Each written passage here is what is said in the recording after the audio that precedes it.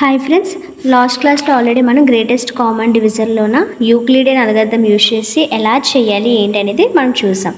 So ఈ క్లాస్లో వచ్చేసరికి మనం ఎక్స్టెండెడ్ యూక్లిడియన్ అల్గారిథంని యూజ్ చేసి జీసీడీ అనేదని ఎలా ఫైండ్ అవుట్ చేయాలి. సో ఇక్కడ ఓన్లీ మనం ఇక్కడ జీసీడీ కాకుండా ఎస్ అండ్ టీ వాల్యూస్ని కూడా ఫైండ్ అవుట్ చేస్తున్నాం. సో ఇక్కడ చూసుకున్నట్లయితే given two integers A and B. So A అనే ఒక ఇంటీజర్ని బి అనే ఒక ఇంటీజర్ని తీసుకుంటే we often need to find other two integers. So వీటిని తీసుకొని మనం ఇంకొక రెండు ఇంటీజర్స్ అనేవాటిని ఫైండ్ అవుట్ చేస్తున్నాం. సో అవి ఏంటి అంటే ఒకటి ఎస్, ఇంకోటి వచ్చేసరికి టీ. సో మనం వీటిని ఫైండ్ అవుట్ చేయాలంటే మనకి ఇక్కడ ఒక ఫార్ములా ఉంది. ఏంటి? S into A plus T into B equal to GCD of A comma B. So మనకి ఇక్కడ ఏంటంటే మనం ఒక ప్రాసెస్ అనేది చేస్తాం. సో ప్రాసెస్ అనేది చేసినప్పుడు దానికి మనకి ఎస్ అనేది ఒకటి, టీ అనే వాల్యూస్ తీసుకొస్తాం. తీసుకొచ్చిన తర్వాత మనకు వచ్చిన ఈ యొక్క పర్టికులర్ వాల్యూ అనేది దీనికి ఈక్వల్ చేసి చూస్తాం. ఎప్పుడైతే రెండు ఈక్వల్ అవుతాయో అప్పుడు మనకు వచ్చిన ఆ GCD of A comma B అనేది కరెక్ట్ ఆన్సర్ అనేది మనకు తెలుస్తుంది అన్నమాట. సో ఇక్కడ మనకి ప్రాసెస్ చూసుకున్నట్లయితే ఆల్రెడీ మనం లాస్ట్ క్లాస్లోన యూక్లిడియన్ అల్గారిథంకి ప్రాసెస్ చూసాం. సో అక్కడ ఓన్లీ మనకి ఈ ఆర్ అనేది ఒకటే కనిపిస్తుంది. ఇక్కడ వచ్చేసరికి ఎస్ కనిపిస్తుంది, అదేవిధంగా టీ కూడా కనిపిస్తుంది అన్నమాట. సో ఇక్కడ వచ్చేసరికి ప్రతి దానికి same process, R1 equal to A, R2 equal to be. So ఇక్కడ ఏ కన్నా బి అనేది చిన్నది కాబట్టి బి తోటి ఏం డివిజన్ చేస్తాము, అప్పుడు మనకు ఒక పర్టికులర్ రిమైండర్ అనేది వస్తుంది.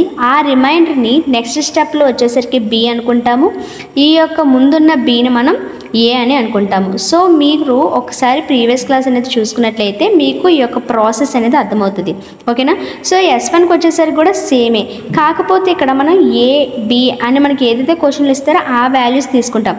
ఇక్కడ ఎస్కి టీకి వచ్చేసరికి ఇనీషియల్గా సో S1కి S2కి అయితే 1 0 అని, T1కి T2కి అయితే 0 1 అని ఇనిషియల్ వాల్యూస్ తీసుకుంటాము.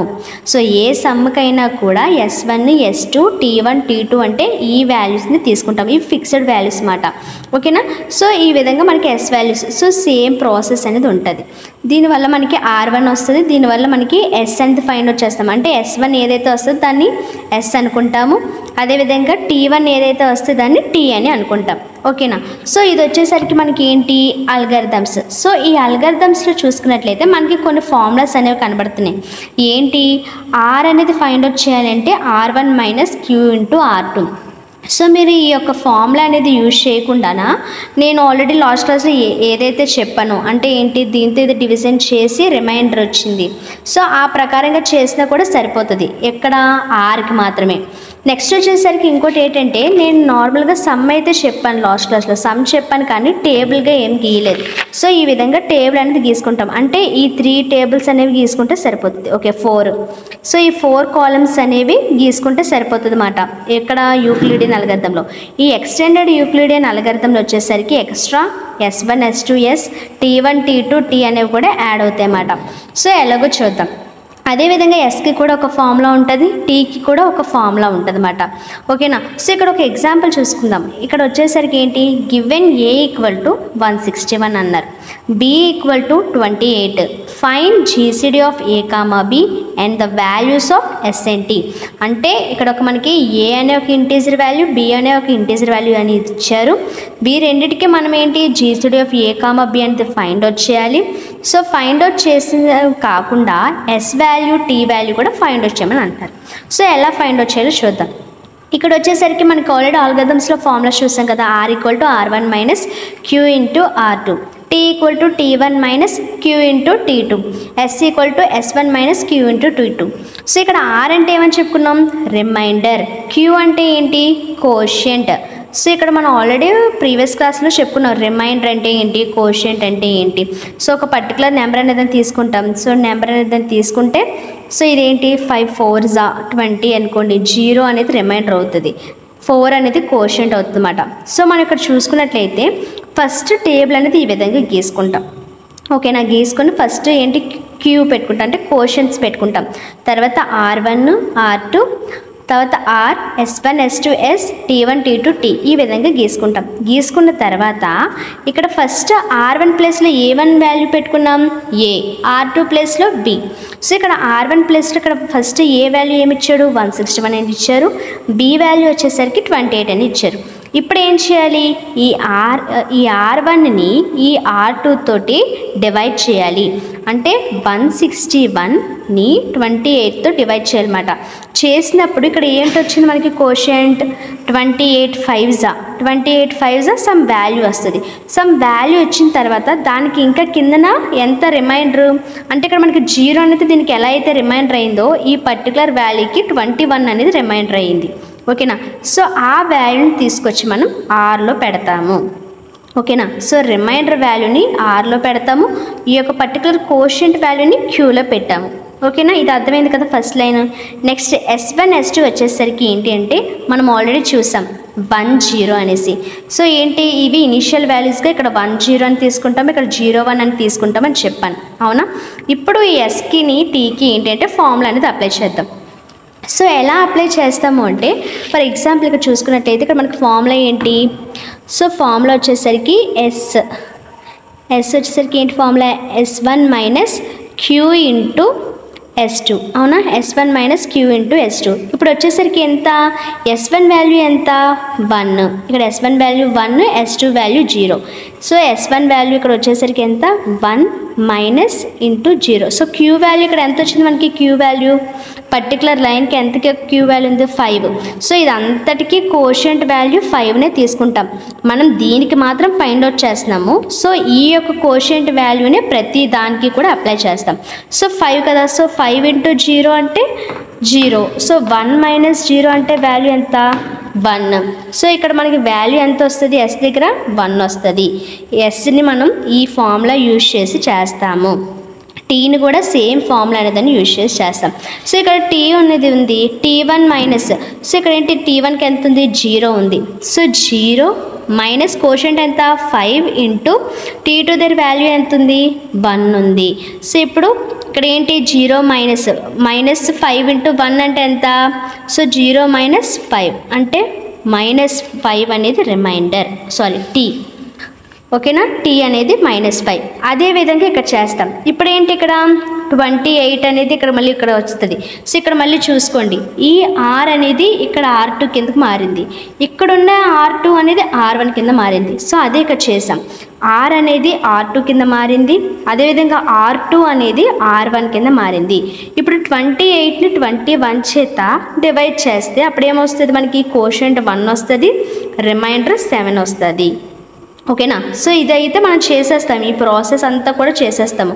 నెక్స్ట్ ఇక్కడికి వచ్చేసరికి ఏంటి, ఇప్పుడు సేమ్ ప్రాసెస్ ఇక్కడ కూడా చేస్తాం. ఇక్కడ ఉన్న 1 అనేది ఇక్కడికి వస్తుంది, S2 వాల్యూ అనేది S1 దగ్గరికి వస్తుంది, S వాల్యూ S2 దగ్గరికి, S2 వాల్యూ S1 దగ్గరికి. మీరు ఈ పర్టికులర్ ప్రాసెస్ అనేది చూసి మీరు సమ్ చేస్తే మీకు అర్థమవుతుంది. ఓకేనా. సో 0 అనేది ఇక్కడికి వచ్చింది, 1 ఇక్కడికి వచ్చింది కదా. ఇప్పుడు మళ్ళీ మనం ఈ యొక్క దాని అనేది అప్లై చేస్తాం. సో ఇప్పుడు మళ్ళీ ఏమవుతుంది, S1 అనేది 0 అవుతుంది. సో దాని యొక్క పర్టికులర్ కోషెంట్ ఎంత ఉంది 1 ఉంది ఈసారి. సో ఏ లైన్ కోషెంట్ ఆ లైన్కి, ఇందాక 5 కాబట్టి అది తీసుకున్నాం, ఇప్పుడు 1 కాబట్టి 1 కోషెంట్ తీసుకుంటున్నాం. ఇప్పుడు మళ్ళీ S2 ఎంత 1. సో ఇక్కడ 0 మైనస్ -1 ఇంటూ -1 ఇంటూ 1 అంటే -1. సో ఇక్కడ ఎంత 0 మైనస్ 1 అంటే -1. సో -1 అనేది వస్తుంది. అదేవిధంగా T1 T2 కూడా చేస్తాం. సో ఈ విధంగా చేసుకుని వచ్చిన తర్వాత మనకి ఇక్కడ మళ్ళీ ఏంటి 7 అనేది R2 దగ్గర, సో R2 అనేది R1 దగ్గర పెట్టుకుంటాం. ఈ విధంగా చేసిన తర్వాత లాస్ట్లో మనకి ఈ ప్రాసెస్ ఆల్రెడీ లాస్ట్ క్లాస్లో చూసాం కాబట్టి మనకి ఏంటి 7 0 అని వస్తుంది. సో ఇక్కడ 7 0 అని వచ్చిన తర్వాత సో ఇక్కడ ఏంటి మనకి ఎప్పుడైతే రిమైండర్ R అనేది 0 అయిపోతుందో ఇంకా అక్కడితో ఆపేయాలి. ఓకేనా, 0 ఎప్పుడైతే వస్తుందో అక్కడితో ఆపేస్తే అవునా. ఇప్పుడు ఏం చేస్తాము అంటే, సో ఇది నెక్స్ట్ స్టెప్ అన్నమాట, 7 0 7 అంటే ఏం చేస్తాము, ఈ R ప్లేస్లో ఉన్నదాన్ని R2లోకి మార్చాము, ఈ R2 ప్లేస్లో ఉన్నదాన్ని R1లోకి తెచ్చుకున్నాం. సో ఇక్కడ ఏంటి R1 అనేది 7, సో R2 అనేది 0. మనం ఆల్రెడీ చెప్పుకున్నాం GCD ఆఫ్ A, 0 అంటే ఈక్వల్ టు A అని చెప్పుకున్నాం అవునా. సో ఆల్రెడీ మనం ఒక ఫార్ములాని చెప్పుకున్నాం, GCD of A, 0 equal to A అని. ఇక్కడ ఏ ప్లేస్లో ఎంత ఉంది మనకి 7 ఉంది. సో 7, 0 ఈక్వల్ టు 7 కాబట్టి మనకి GCD of A, B value ఇక్కడ ఎంత వచ్చింది మనకి 7 అనేది వచ్చింది. అదేవిధంగా ఇక్కడ మనకి ఎంత -1 ఉంది, ఇక్కడ 4 ఉంది. ఇక్కడ ఒక్కదానికే మనకి ఒక దాంట్లో వాల్యూ ఒక దాంట్లో 0 వస్తుంది, మిగతా అన్నిట్లో కూడా 2 వాల్యూస్ వస్తాయి. చూసారా? సో ఇక్కడ కూడా మనకి ఇక్కడ ఒక వాల్యూ, ఇక్కడ ఒక వాల్యూ. సో T1 ఒకటి, T2 ఒక వాల్యూ వచ్చింది. కానీ మనం తీసుకోవడం మాత్రం ఏ వాల్యూస్ తీసుకుంటాము? S = S1, T = T1. అంటే ఓన్లీ ఈ S1 వాల్యూని, ఈ యొక్క T1 వాల్యూని కన్సిడర్ చేస్తాము. సో S = S1 కాబట్టి S = S1కి లాస్ట్లో ఏమొచ్చింది? -1 వచ్చింది. టీకి లాస్ట్లో ఏమొచ్చింది? T1కి 6 వచ్చింది. సో ఇవే ఆన్సర్. అంటే ఎప్పుడైతే రిమైండర్ అనేది 0 అవుతుందో ఆ పర్టికులర్ R1 వాల్యూ అనేది GCD ఆఫ్ A, B అవుతుంది. దానికి అంటే ఆ లైన్లో ఉన్న S1 వాల్యూ, ఆ లైన్లో ఉన్న T1 వాల్యూయే ఏమవుతాయి? S వాల్యూ, T వాల్యూ అవుతాయి. ఓకేనా? కన్ఫ్యూజ్ అవ్వకండి. S వాల్యూ, T వాల్యూ ఎలా ఫైండ్ వచ్చారో అర్థమైంది కదా. మీకు ఈ ప్రాసెస్, ఈ ఫార్ములాస్ అనేవి అర్థమవుతే ఇది అర్థమైపోతుంది. ఓకేనా? ఈ ఫార్ములా బట్టే చేసాం ప్రతి ఒక్కటిని. సో Q అనేసి అనుకున్నాం అనుకోండి, ఈ పర్టికులర్ క్యూస్నే యూజ్ చేస్తాం. ఓకేనా? ఫస్ట్ ఇది ఎలా ఫైండ్ అవుట్ చేయాలో మీకు అర్థం కాకపోతే లాస్ట్ క్లాస్ చూడండి. సో ఆ క్లాస్ చూస్తే మీకు ఇది ఎలా చేయాలో అర్థమవుతుంది. ఓకేనా? సో ఇది మాట. ఇప్పుడు ఏం చేయాలి? మనం ఇవన్నీ వాల్యూస్ ఫైండ్ అవుట్ చేస్తాం. GCD of A, B find out చేస్తాము, S ఫైండ్ అవుట్ చేస్తాము, T ఫైండ్ అవుట్ చేస్తాం. మరి మనం ఫైండ్ అవుట్ చేసిన ఈ యొక్క GCD of A, B, S, T values అనేవి కరెక్టా కాదా అని ఎలా తెలుస్తుంది? మనం ఆల్రెడీ ఫస్ట్ ఒక ఫార్ములా చెప్పుకున్నాం. అవునా? మీకు సమ్ చెప్తే అర్థమవుతుందని ఆల్రెడీ చెప్పాను. సో ఈ ఫార్ములా ఏంటి? S × A + T × B = GCD of A, B. అంటే ఇది ఈక్వల్ టు ఇది మనకి అయితేనే మనకి మనం తీసుకున్న వాల్యూస్ అనేవి కరెక్ట్ అవుతాయి. సో ఇక్కడ S వాల్యూ ఎంత వచ్చింది? మనకు వచ్చింది -1 ఇంటూ A ఎంత ఇచ్చారు క్వశ్చన్లో? 161 ప్లస్ T వాల్యూ ఎంత? 6 ఇంటూ B వచ్చేసరికి 28 = GCD of A, B value ఎంత వచ్చింది? 7. సో -1 ఇంటూ 161 అంటే -161 ప్లస్ 6 ఇంటూ 28 అంటే 168 = 7. సో -161 ప్లస్ 168 అంటే ఎంత వాల్యూ? 7. సో 7 = 7 అంటే ఈ రెండు ఈక్వల్ అయ్యాయి. కాబట్టి మనం తీసుకున్న S వాల్యూ, మనకు వచ్చిన T వాల్యూ, ఓకేనా, మనకు వచ్చిన GCD of A, B value అన్నీ కూడా కరెక్టే. So it is correct answer. ఓకేనా? సో ఇది process. So thanks for watching.